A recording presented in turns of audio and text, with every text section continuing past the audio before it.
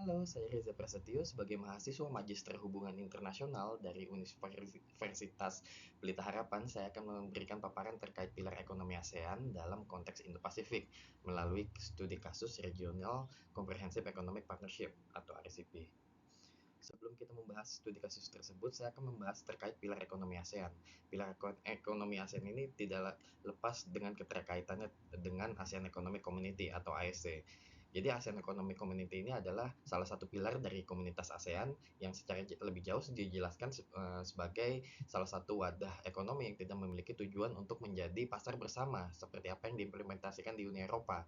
Jadi ASEAN komunitas ekonomi ASEAN ini memiliki salah satu cetak biru sebagai target capaian di tahun 2025 atau yang dikenal sebagai Blueprint 2025 untuk melanjutkan integrasi ekonomi dengan fokus pada perdagangan, investasi, inovasi dan juga ketahanan ekonomi. Di mana cetak biru 2025 ini merupakan kelanjutan dari cetak biru di tahun 2015 yang pada saat itu menitikberatkan kepada fokus penguatan UMKM dan juga pemanfaatan teknologi digital. Jadi inisiatif dari komunitas ekonomi ASEAN ini sebetulnya bertujuan untuk menciptakan basis produksi di kawasan hingga dapat meningkatkan peluang daya saing dan juga pertumbuhan ekonomi secara regional.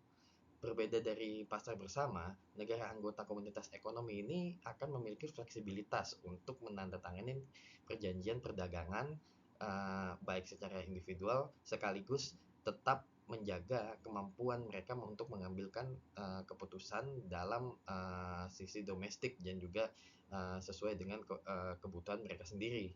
Ini juga terkait dengan fakta bahwa ASEAN ini tidak ingin mengikuti model uni seperti yang diterapkan oleh Uni Eropa, yang mana model uni itu lebih terstruktur dan mewajibkan para member states menyerahkan sebagian kedaulatannya kepada lembaga supranasional baik di tingkat eksekutif, legislatif maupun yudikatif seperti apa yang disampaikan oleh salah satu ahli dari Turki, ini Edward Bulut. Jadi tujuan pilar ekonomi ASEAN ini apa sih? Ada tiga di sini. Yang pertama pasar dan basis produksi tunggal melalui ASEAN Economic Community tadi. Jadi ini tuh sebenarnya bukan jargon si komunitas ini. Jadi udah ada contoh konkretnya. Salah satunya nih mungkin saya bisa kasih contoh itu ASEAN Single Window yang memungkinkan proses kepabeanan itu terintegrasi di seluruh kawasan ASEAN secara elektronik. Jadi sejak 2022 ASEAN Single Window ini sudah diterapkan untuk mengurangi waktu pemeriksaan kargo di pelabuhan bongkar muat seperti di Tanjung Priok.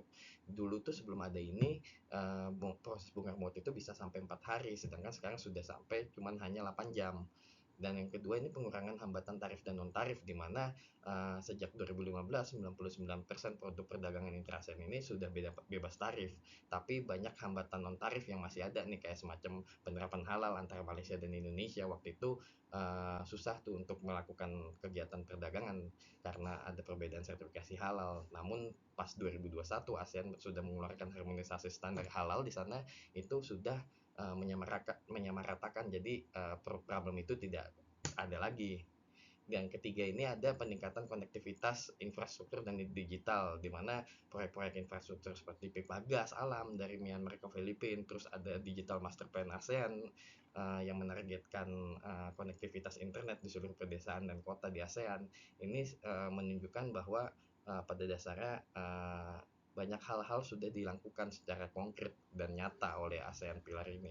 Dan blueprint sendiri itu memiliki 5 pilar yang bisa dilihat di sini. Tujuannya apa? Untuk sekiranya memberi contoh nyata bahwa kontribusi ASEAN itu terhadap produk domestik bruto global itu sudah mencapai 4,5% pada 2023.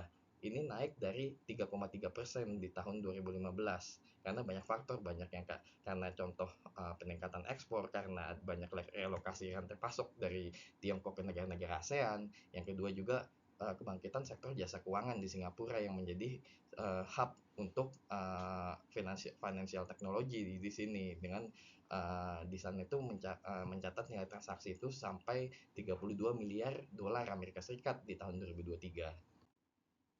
Jadi dari paparan tentang komunitas ASEAN Economic tadi, kita melihat bagaimana ASEAN itu sebenarnya telah membangun fondasi ekonomi internal yang kuat melalui integrasi pasar, harmonisasi aturan, dan juga peningkatan konektivitas.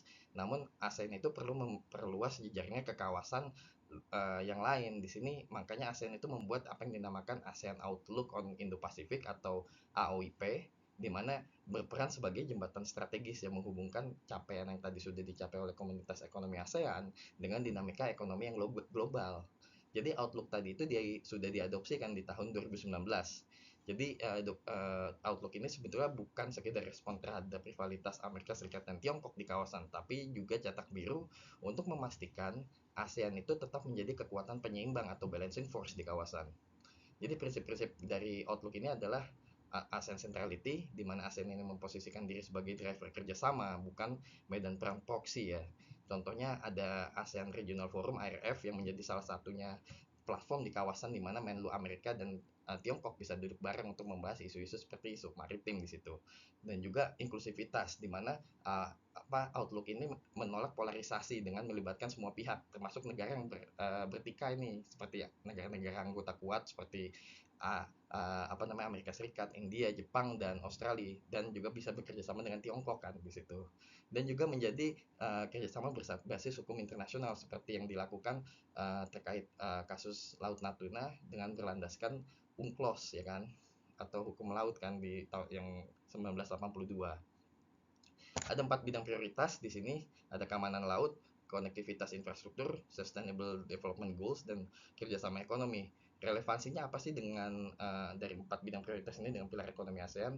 Jadi dengan Indo-Pacific Outlook ini apa namanya itu tuh bisa memperluas peluang ekonomi dari negara-negara anggota ASEAN nih kan, melalui apa, diversifikasi pasar, banyak kan perjanjian free trade agreement atau perjanjian perdagangan bebas antara ASEAN dengan negara-negara di Indo-Pasifik seperti Australia dengan New Zealand ya kan, dimana itu meningkatkan ekspor dari negara-negara ASEAN karena ada tarif 0% kan, seperti Vietnam nih yang mencatatkan 40% peningkatan ekspor kopi ke Australia.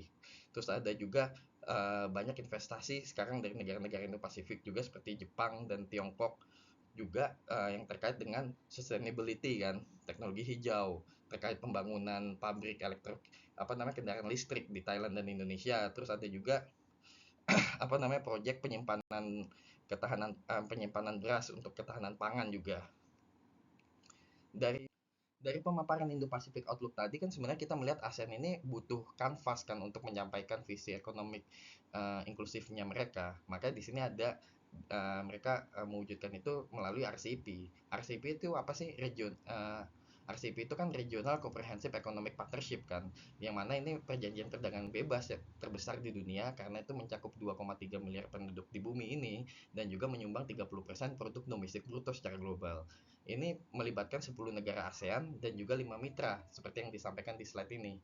Keterkaitannya apa sih dengan pilar ekonomi ASEAN? Yang pertama pasti terkait ekspansi pasar, di mana ini meningkatkan akses produk ASEAN kan ke ekonomi besar seperti Tiongkok.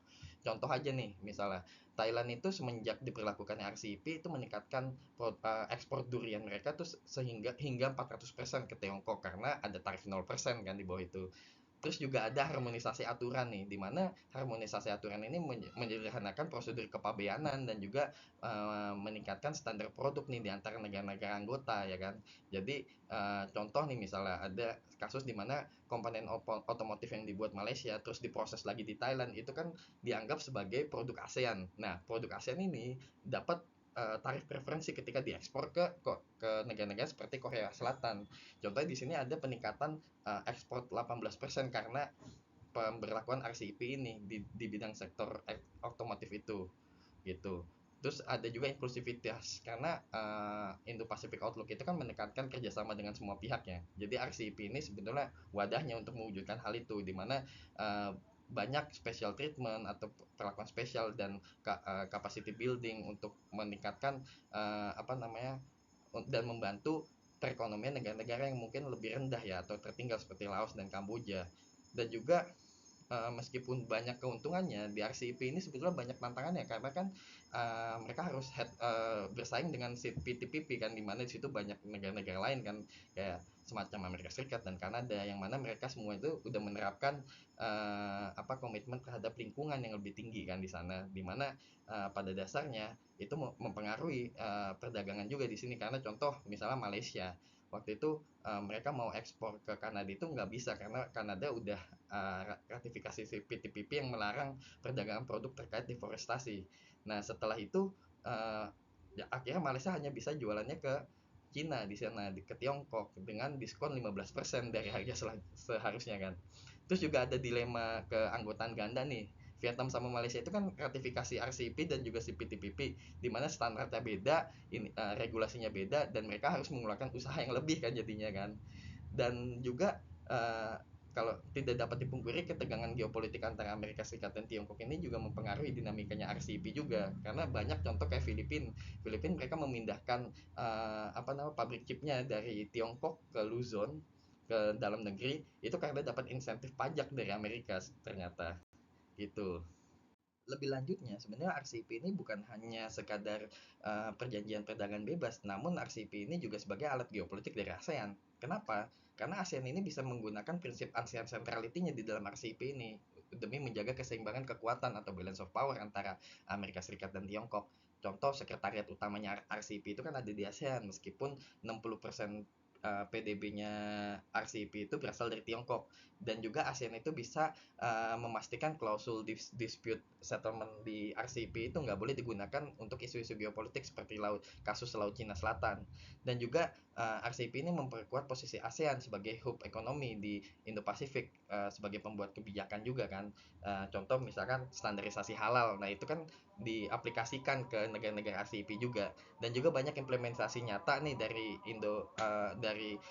Indo-Pacific Outlook dalam kerangka ekonomi di RCEP, sebagai semacam investasi Jepang untuk mendukung transisi energi lah di Filipina dan Indonesia. Dan ini sebetulnya menunjukkan signifikansi RCEP ini sangat-sangat membantu untuk mendukung pertumbuhan yang ada di ASEAN kan. Cuman hanya mungkin rekomendasi dari saya, harus ada perluasan kerjasama digital yang lebih lanjut di era AI dan metaverse ini, dan juga penanganan kesenjangan kapasitas ekonomi nih di antara negara anggota, yang mungkin sekiranya harus dibikin lebih spesifik lah dengan menggunakan mungkin bantuan-bantuan dana khusus atau hal semacam itu. Demikian presentasi dari saya. Ini daftar referensi yang bisa digunakan untuk pembahasan yang saya sudah sampaikan di slide saya. Terima kasih dan semoga presentasi ini bermanfaat.